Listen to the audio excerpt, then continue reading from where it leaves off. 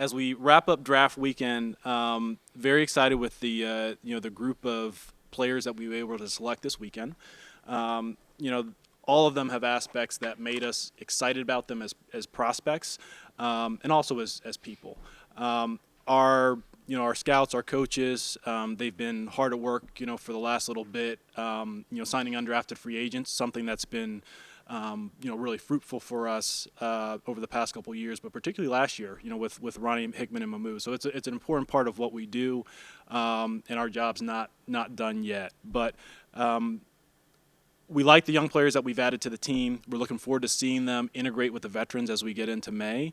And with that, I'll open up for questions. A couple of the guys today that maybe we could start with Thrash. What did you like so much about Jamari? Yeah, so Jamari, we liked his route skill and his separation ability. This was a guy that both was very productive at Georgia State, and then transferring up to Louisville, really answered the bell there, and then really even through the Senior Bowl in January. We view him as a guy who can play outside and inside. He's good with the ball in his hands. So as we think through our offense and our fit within that receiver room, we're looking forward to seeing him compete for reps, and we think he's a guy that has position flex. You go into depth on drafting Watson. What did you like about him? Yeah, so with Nathaniel, so one of the things that we thought a lot about when we lost when we lost Sione in free agency this spring. One of the things that he was able to add when he played both Mike and Sam is a little bit more stoutness in the middle of the defense, particularly at the point of attack. And we think that, Nathaniel, he's got good range, he's incredibly smart, and he has good instincts, but he provides maybe a little bit of a diverse profile in that linebacker room because he does have a little bit more strength and power at the point of attack. So we see him as a player that has the potential to maybe develop into that type of role, Mike, Sam flex, and ultimately be someone who's a candidate to call the defense after he gets his sea legs out from under him. With the as you got later into the especially those last three picks, how much are you guys sort of special teams looking at, especially with the changes that you're going to deal with the new kickoff rule, how they could fit in there? That's a great question, Chris. That was actually a big part of the discussions with a number of the prospects that we talked about and debated, and some went off the board at different points. But it was a big part of the discussions. As we thought kind of through the whole big picture profile of an individual player. So definitely part of it. Are you comfortable with Watson's off-field stuff, and do you think that's why he was still available in the sixth round? Yeah, I can't comment on why, how other teams viewed him, but, we are comfortable with the person. Yes. How much of that? And I guess I wonder, how long has he been on your guys' radar? Because he was in school for 6 years, so you've done work on him in previous drafts. Yeah, I would say he's probably been on our radar as much as any prospect in this class. I wouldn't say that it was anything, too far off the norm in that regard. It's been rare for you to have a draft where you just kind of stayed put and made your pick. Is there something different about this draft? It wasn't for a lack of effort, I can assure you, Dan. We were talking about that as we were coming downstairs. It's like, man, this is the first draft that we haven't executed a trade.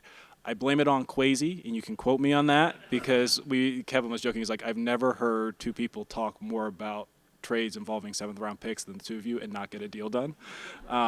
But we had a number of opportunities where we were either trying to move around today, and like we talked about yesterday, we had a couple opportunities, but it just didn't make sense for whatever reason. But I would not say that that's going to be the new MO.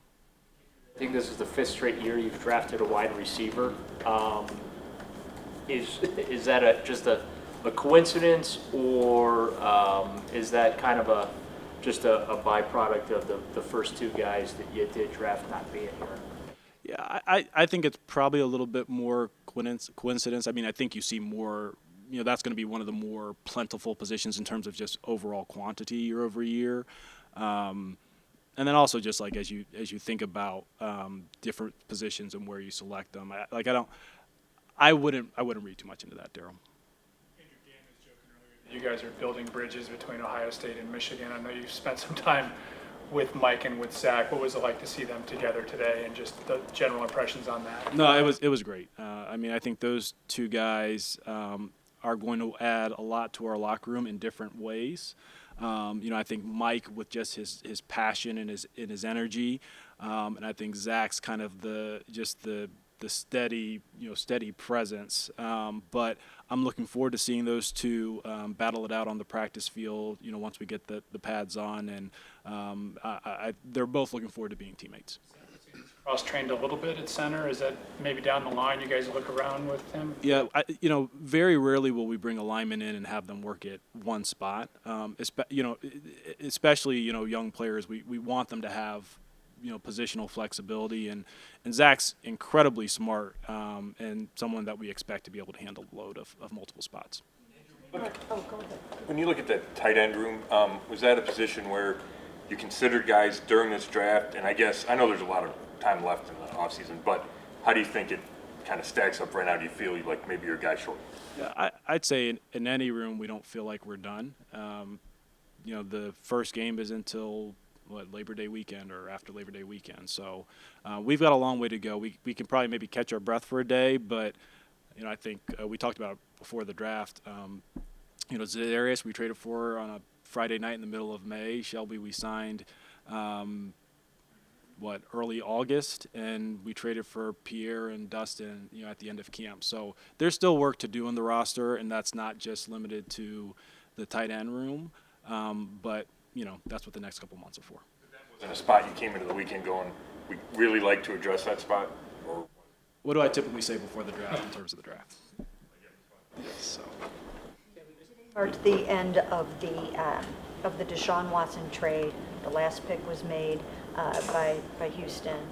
Just wondering, what do you think about that now, knowing that that's kind of behind you in some respects, and you'll have a first-round pick next year? Can you sort of wrap up how you feel about the whole thing right now? I'll be honest, in truth, Mary Kay, I haven't thought about it that way or spend any time reflecting on it. I really just look at it as, hey, here are our resources in a given year. How do we best apply them to the team to make it better in the short and long term? So that's not something I really think about.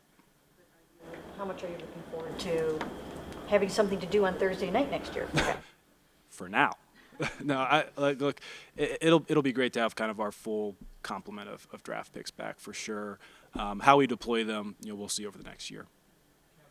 Could you speak to the developmental aspect? The bulk of this draft here seems to be about bringing in some young guys that maybe not immediately are going to have an impact. Maybe hope one or two of them can, but down the road they will. Just how you get these guys in here. Sure, we look at it. I mean, these are not finished products. Some of them are very young. Obviously, Mike is 20 years old, so these guys, these people are developing, off the field. Obviously, we're going to spend a lot of time with them on the field to develop them and their skill set. But that's a huge. We talked about it yesterday. That's a huge part of our job as coaches is to get as much out of these players as we can, and we're eager to get to work with them in a couple weeks. I was going to ask you, Kevin, so how excited do you get when you have a new draft class and you'll see them on the field here in just a couple weeks? Yeah, that's the thing. Seeing them on the grass is what's most exciting. Bringing them in here, and it's a long, arduous process, and AB and his crew did a great job, and it's so organized, and really they stayed true to really the process, if you will. Then when we get them on the grass, that's the fun part for the coaches, where we can take them through an individual drill and start to acclimate them to our schemes. Last week you talked about potentially with the new kickoff rules, the size of coverage players maybe looking for some different things. Did Watson's size play a big factor in determining his value on special teams? That's a great question observation. It did. His style of play did. I think it's something for us when we went through the process. We thought he could fill this. Or potentially fill this specialized role at linebacker, but we also thought he could be a multi-phase producer on special teams, and specifically with the new kickoff rule. As we talked about before the draft, probably none of us really know how it's going to look and operate, but it certainly is a speculative play on our part that we think that's something that he could be good at. We get a guy like Thrash, who it sounds like he hasn't played a ton of special teams, and that obviously becomes such an important part for rookies. Like, how do you go about evaluating a guy like that, basically? Truthfully, with receivers, unless they're returners, they're typically not like highly involved in special teams. Or like maybe I should say it differently. They're not highly impactful, like multi-phase producers, just because of what's required. So I think guys that do that are a little bit more the exception to the rule. But we always tell our guys, like, hey, if you're not Amari Cooper, like, you've got to be able to do more to be active on game day. So that'll certainly be, not just a challenge to Jamari, but really all of our young guys who probably for a lot of their careers have not played special teams, and this will really be the first time. How do you approach, I know you're not going to give names right now, but as you try to approach that UDFA class, what's kind of your method? What are you looking for as you kind of piece that together? So the way we look at it is any player that we add to the roster, they should have some clear strength, even if it's very narrow. Are they someone who is really fast or really strong, or someone who can rush the passer, or someone who's really good in the run game? There should be some type of clear strength for why they are here, because once we get to September and we're putting the team together, as you talk about, call it spots 40 through 53, it really is a puzzle piece. You're trying to complement your starters and your primary players with skill sets that you may lack in certain areas. So when we go in the undrafted free agent process, we're looking for guys with strengths. It may, and probably by definition, those guys are maybe a little bit more limited coming in. But it's like, hey, does this guy have size? Can he run? Or if we have a certain profile at the position, we're looking for the most important trait. So maybe a perfect example would be, Ronnie Hickman last year. We thought this was a guy who was athletic, who could run, and had great ball skills. So we're like, hey, this is a guy who could be a developmental free safety for us. And Ronnie came along even more quickly than we anticipated. But those strengths were something that we felt would complement our room. Fit that bill a little bit too, because I thought I saw he was on that freaks list. Was there something specifically about his traits that jumped out at you guys? Yeah, with Jawan, we really thought that it's maybe a little bit like what we talked about with Michael yesterday, where his strength, he's kind of like a move style defensive tackle.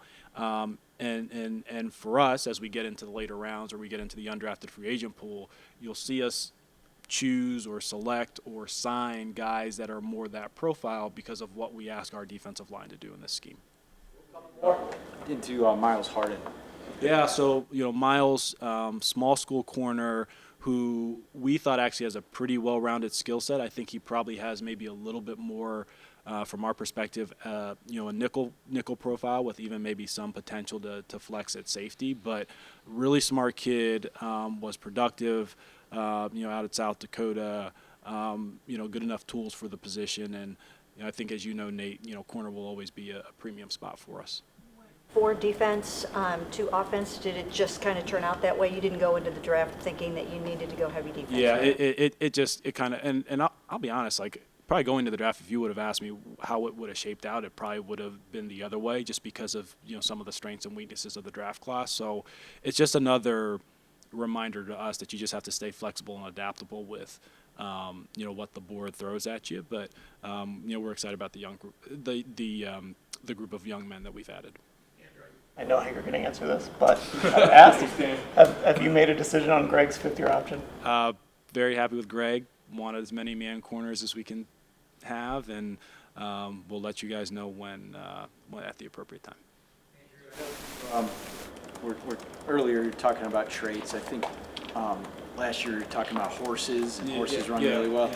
Yeah. Is there something off the top of your head, like in this draft class, this guy does X really well and that stands out above the rest? Yeah, that's actually a really great question. I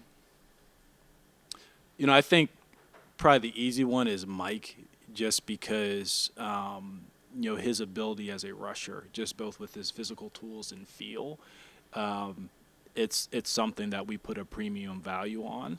But I really could go down the list. Like, Zach, we think is his superpower is he's an excellent pass protector. Jamari, he's an outstanding separator. Nathaniel, he's really good in the run game, particularly using his strength.